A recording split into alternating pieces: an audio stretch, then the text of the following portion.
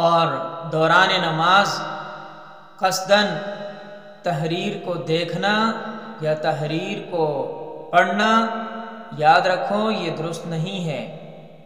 یہ بات تو خیر میں نے مسئلہ بیان کر دیا ہے، مگر مزید وضاحت یہ سن لیں اور سمجھ لیں۔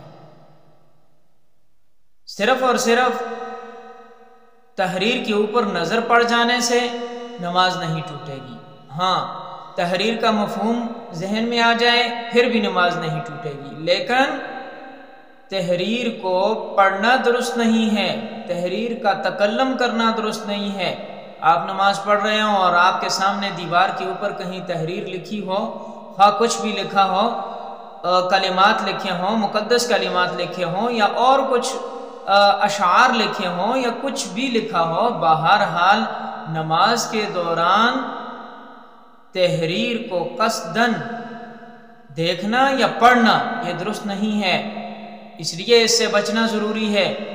ہاں، اگر اچانک نظر پڑ گئی ہے تو آپ نے تحریر کو دیکھا اور اس کا مفہوم بھی آپ کے ذہن میں آ گیا تو اس سے نماز کے اندر کوئی حرج نہیں ہے، ٹھیک ہے، درست ہے، لیکن قصداً نہ تحریر کو دیکھنا چاہیے اور نہ ہی تحریر کا تکلم کرنا درست ہے۔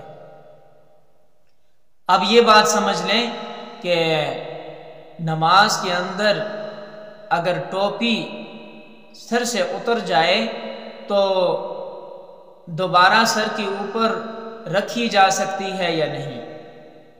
تو اس میں بڑی قابل توجہ بات یہ ہے کہ عمل کثیر نہ ہو، عمل قلیل سے آپ ٹوپی کو اٹھا کر اپنے سر پر رکھ سکتے ہیں۔ اب عمل کثیر کیا ہے اور عمل قلیل کیا ہے یہ بھی سمجھ لیں۔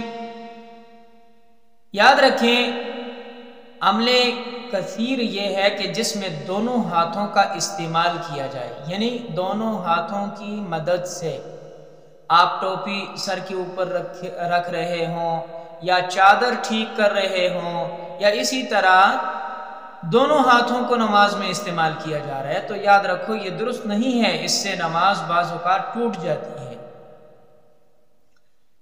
بالخصوص جو فقہائے اکرام نے اس بارے میں تصریح فرمائی ہے کہ عمل کثیر سے نماز ٹوٹتی ہے۔ اگر جو جہاں پر نماز کے اندر عمل کثیر واقع ہو گیا، یعنی عمل کثیر ہو گیا، تو نماز ٹوٹ جائے گی۔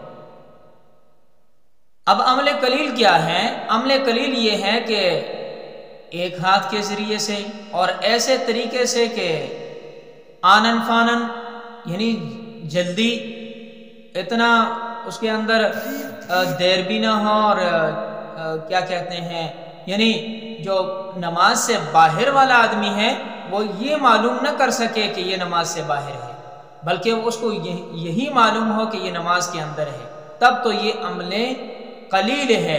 لیکن اگر باہر، نماز سے باہر کا شخص جو دیکھنے والا ہے وہ آپ کو یوں تصور کر رہا ہے کہ آپ نماز کے اندر نہیں ہیں، تو یاد رکھو یہ عمل کثیر بن جائے گا۔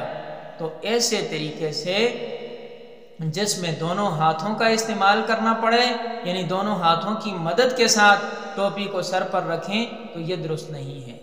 تو بہرحال میں عرض یہ کر رہا تھا کہ اگر کسی سے سجدے کے دوران ٹوپی سر سے اتر جاتی ہے تو ایک ہاتھ کی مدد سے آسانی کے ساتھ ہو سکے تو وہ سر پر رکھ لی جائے۔